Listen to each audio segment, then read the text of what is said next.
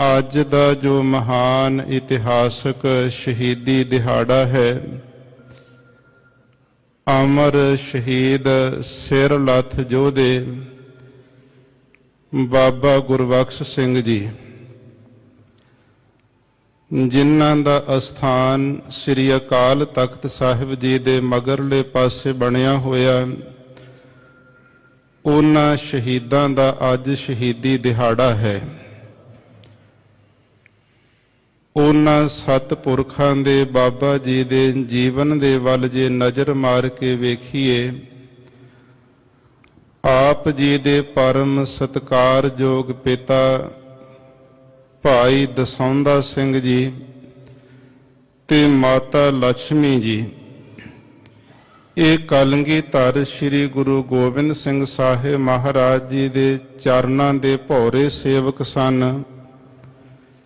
ਸ੍ਰੀ ਗੁਰੂ ਗੋਬਿੰਦ ਸਿੰਘ ਸਾਹਿਬ ਮਹਾਰਾਜ ਜੀ ਦੇ ਚਰਨਾਂ ਦੇ ਵਿੱਚ ਦੋਵੇਂ ਪਤੀ ਪਤਨੀ ਜਾ ਕੇ ਸ੍ਰੀ ਅਨੰਦਪੁਰ ਸਾਹਿਬ ਸੇਵਾ ਦੇ ਵਿੱਚ ਹਾਜ਼ਰ ਹੋਏ ਨੇ।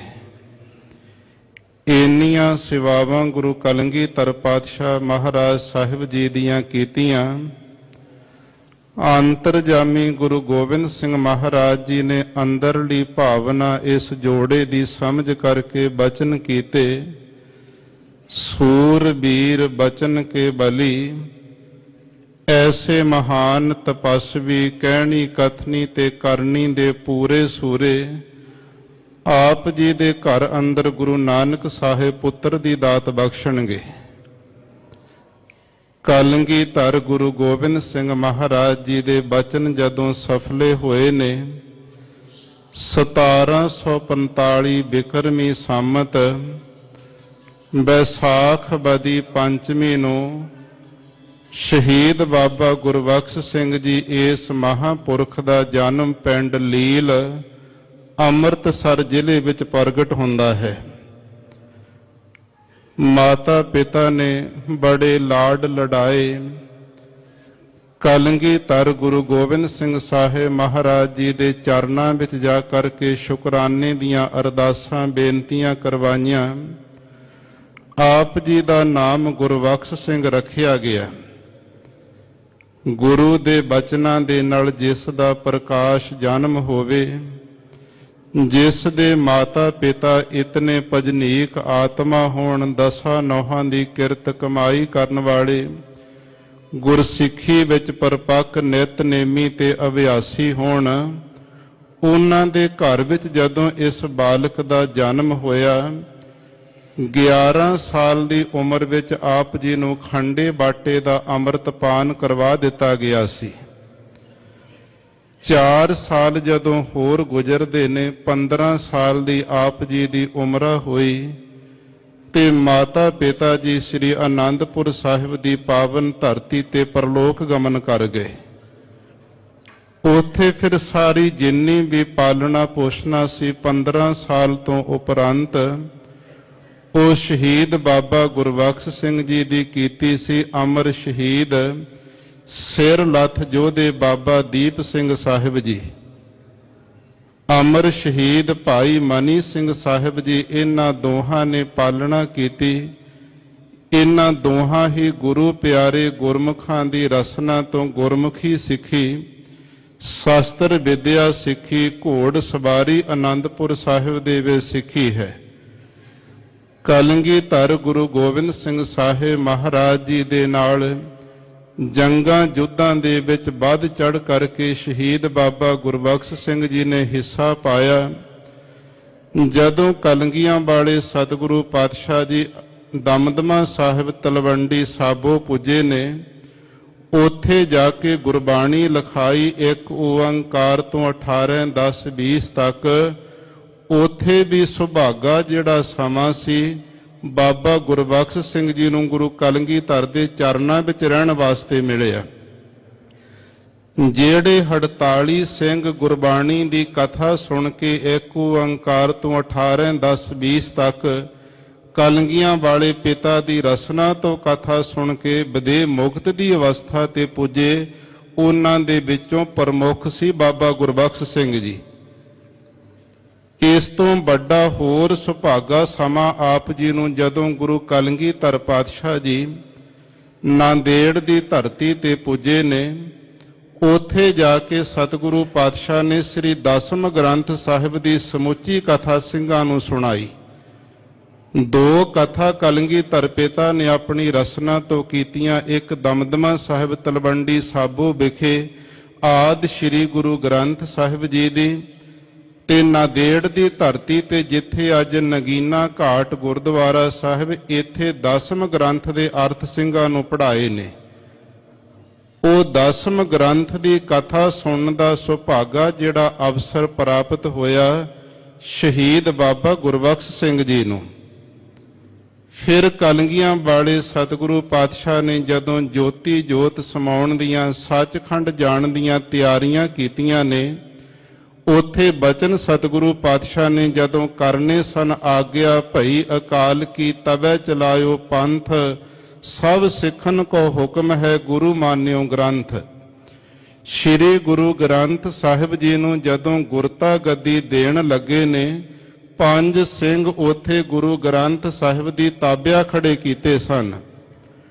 ਉਹਨਾਂ ਦੇ ਵਿੱਚ ਅਮਰ ਸ਼ਹੀਦ ਬਾਬਾ ਦੀਪ ਸਿੰਘ ਸਾਹਿਬ ਜੀ, ਦੂਸਰੇ ਨੰਬਰ ਤੇ ਸ਼ਹੀਦ ਬਾਬਾ ਗੁਰਬਖਸ਼ ਸਿੰਘ ਜੀ, ਤੀਸਰੇ 5 ਪਿਆਰਿਆਂ ਵਿੱਚੋਂ ਪਿਆਰੇ ਭਾਈ ਧਰਮ ਸਿੰਘ ਜੀ, ਚੌਥੇ ਨੰਬਰ ਤੇ ਭਾਈ ਸੰਤੋਖ ਸਿੰਘ ਜੀ ਜਿਹੜੇ ਉਥੋਂ ਦੇ ਸਤਿਗੁਰੂ ਪਾਤਸ਼ਾਹ ਨੇ ਪਹਿਲੇ ਸੇਵਾਦਾਰ ਥਾਪੇ ਸੀ ਅੰਗੀਠਾ ਸਾਹਿਬ ਦੇ, 5ਵੇਂ ਨੰਬਰ ਤੇ ਭਾਈ ਹਰ ਸਿੰਘ ਜੀ ਜਿਹੜੇ ਕਲਗੀਧਰ ਪਿਤਾ ਦੀ ਰੋਜ਼ਾਨਾ ਦੀ ਡਾਇਰੀ ਲਿਖਦੇ ਸਨ। ਇਹ 5 ਸਿੰਘਾਂ ਨੂੰ ਤਾਬਿਆ ਖੜਿਆਂ ਕਰਕੇ ਸ੍ਰੀ ਗੁਰੂ ਗ੍ਰੰਥ ਸਾਹਿਬ ਜੀ ਅੱਗੇ ਸੀਸ ਝੁਕਾ ਕੇ ਕਿਹਾ ਸੀ, ਅੱਜ ਤੋਂ ਖਾਲਸਾ ਜੀ ਤੁਹਾਡੇ ਸਤਿਗੁਰੂ ਸ੍ਰੀ ਗੁਰੂ ਗ੍ਰੰਥ ਸਾਹਿਬ ਜੀ ਨੇ।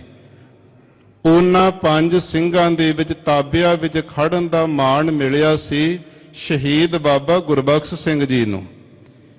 ਇੰਨੇ ਲਾਡਲੇ ਗੁਰੂ ਕਲਗੀਧਰ ਪਾਤਸ਼ਾਹ ਦੇ ਏਡੀਆਂ ਬਖਸ਼ਿਸ਼ਾਂ ਹਾਸਲ ਕਰਨ ਵਾਲੇ, ਏਡੀਆਂ ਰਹਿਮਤਾਂ ਦੇ ਪਾਤਰ, ਤੇ ਜਿਸ ਵੇਲੇ ਬਾਬਾ ਦੀਪ ਸਿੰਘ ਸਾਹਿਬ ਜੀ ਸ਼ਹਾਦਤ ਦਾ ਜਾਮ ਪੀ ਚੁੱਕੇ ਨੇ, ਬਾਅਦ ਵਿੱਚ ਜਿਹੜੀ ਗੁਰਮੁਖੀ ਦੇ ਅੱਖਰ ਪੜਾਉਣ ਦੀ ਜਿੰਨੀ ਵੀ ਜ਼ਿੰਮੇਵਾਰੀ ਇਹ ਆ ਕੇ ਬਾਬਾ ਗੁਰਬਖਸ਼ ਸਿੰਘ ਜੀ ਨੇ ਸੰਭਾਲਣਾ ਕੀਤੀ।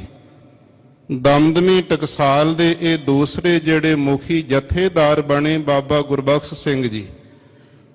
ਉਸ ਤੋਂ ਬਾਅਦ ਸਾਧ ਸੰਗਤ ਜੀ ਫਿਰ ਪੰਥ ਨੇ ਮਾਣ ਦਿੱਤਾ ਉਹਨਾਂ ਨੂੰ, ਸ੍ਰੀ ਅਕਾਲ ਤਖਤ ਸਾਹਿਬ ਦੀ ਜਥੇਦਾਰੀ ਦੀ ਸੇਵਾ ਮਿਲੀ। ਜਦੋਂ ਅਹਿਮਦ ਸ਼ਾਹ ਅਬਦਾਲੀ ਨੇ ਹਮਲਾ ਕੀਤਾ ਇਸ ਪਾਵਨ ਅਸਥਾਨਾਂ ਤੇ ਚੜ੍ਹਾਈ ਕਰਕੇ ਆਇਆ, ਬਾਬਾ ਜੀ ਮੌਜੂਦਾ ਜਥੇਦਾਰ ਸੀ ਉਸ ਵੇਲੇ ਦੇ।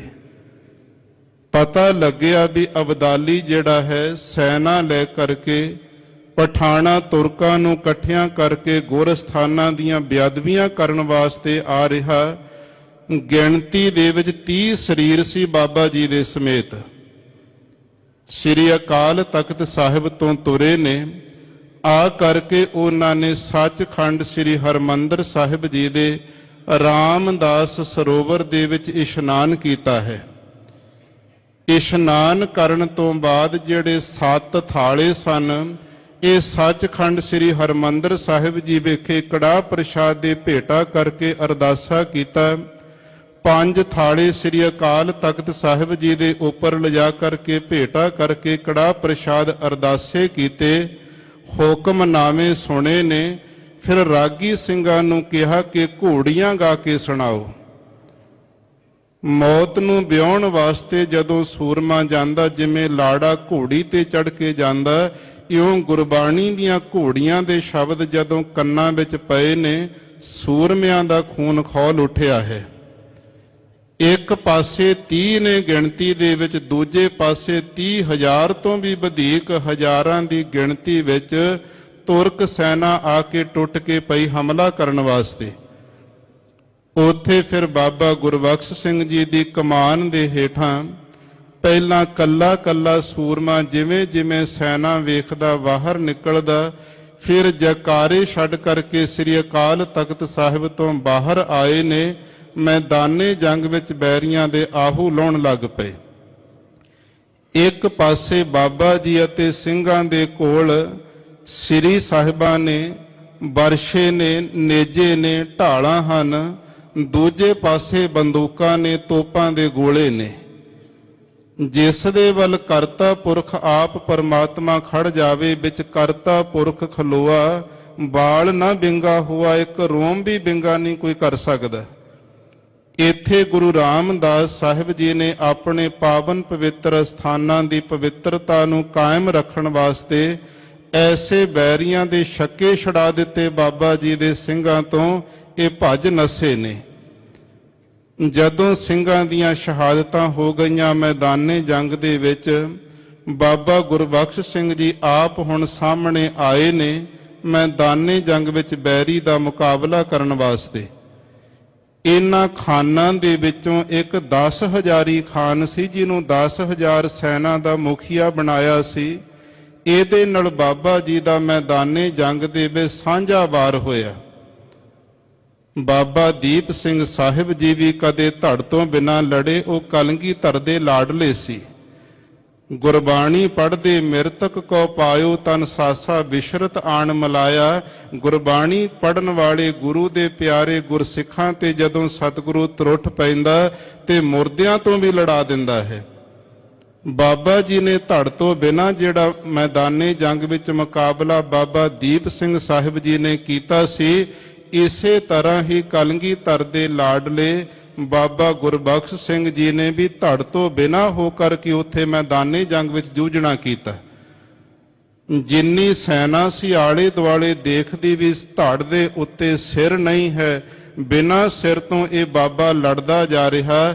ਜਾ ਕਰਕੇ ਆਪਣੇ ਸੂਬੇਦਾਰ ਨੂੰ ਕਹਿਣ ਲੱਗੇ, ਮਰਿਆਂ ਜਿਉਂਦਿਆਂ ਨਾਲ ਤੇ ਲੜੀਏ, ਇਹ ਤਾਂ ਧੜਾਂ ਕੱਲੀਆਂ ਧੜਾਂ ਕਰਕੇ ਸਿਰਾਂ ਤੋਂ ਬਿਨਾਂ ਲੜੀ ਜਾਂਦੇ, ਸਾਥੋਂ ਲੜਿਆ ਨਹੀਂ ਜਾਂਦਾ। ਡਰ ਪ੍ਰਤੀਤ ਹੁੰਦਾ ਵੀ ਧੜ ਕੱਲੀ ਤੁਰੀ ਫਿਰਦੀ ਮੈਦਾਨੇ ਜੰਗ ਵਿੱਚ।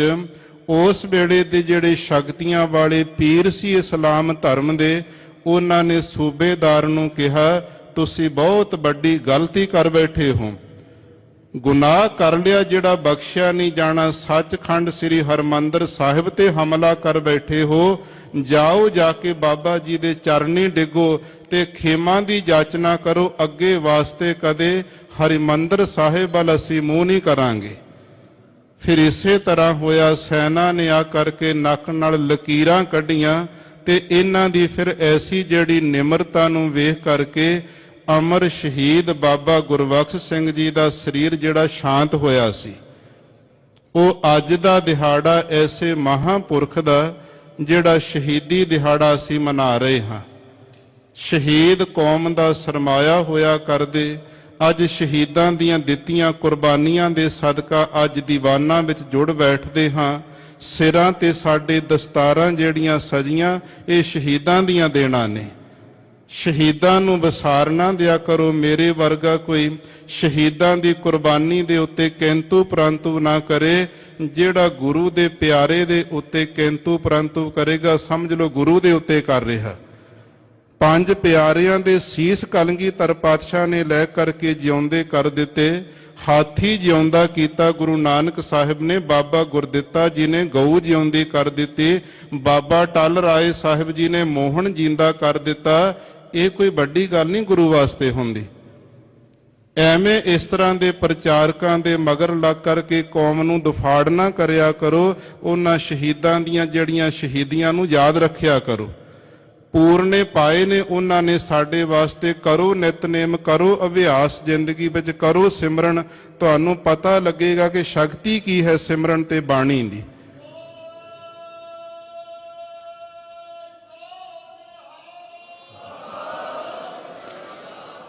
ਗੁਰਬਾਣੀ ਦੇ ਅੰਦਰ ਇਤਨੀ ਤਾਕਤ, ਇਤਨੀ ਸਤਿਗੁਰੂ ਪਾਤਸ਼ਾਹ ਨੇ ਸ਼ਕਤੀ ਰੱਖੀ ਹੈ। ਤੇ ਜਦੋਂ ਕੋਈ ਭਾਵਨਾ ਨਾਲ ਬਾਣੀ ਪੜ੍ਹਦਾ ਤੇ ਅੰਦਰੋਂ ਚੀਜ਼ਾਂ ਸਾਂਭੀਆਂ ਨਹੀਂ ਜਾਂਦੀਆਂ। ਬਾਣੀ ਪੜ੍ਹਨੀ ਕੋਈ ਨਹੀਂ, ਸਿਮਰਨ ਕਰਨ ਤੇ ਕਿੰਤੂ ਪ੍ਰੰਤੂ ਕਰਕੇ ਤੋੜ ਕੇ ਰੱਖ ਦੇਣਾ, ਤੇ ਫਿਰ ਤਾਂ ਕਿੰਤੂ ਪ੍ਰੰਤੂ ਹੀ ਉੱਠਣਗੇ। ਇਸ ਤਰ੍ਹਾਂ ਦੀਆਂ ਜਿਹੜੀਆਂ ਸ਼ਹਾਦਤਾਂ ਨੇ, ਉਹਨਾਂ ਗੁਰੂ ਪਿਆਰੇ ਗੁਰਮੁਖਾਂ ਸ਼ਹੀਦ ਸਿੰਘਾਂ ਨੂੰ ਕੋਟ ਕੋਟ ਪ੍ਰਣਾਮ ਹੋ।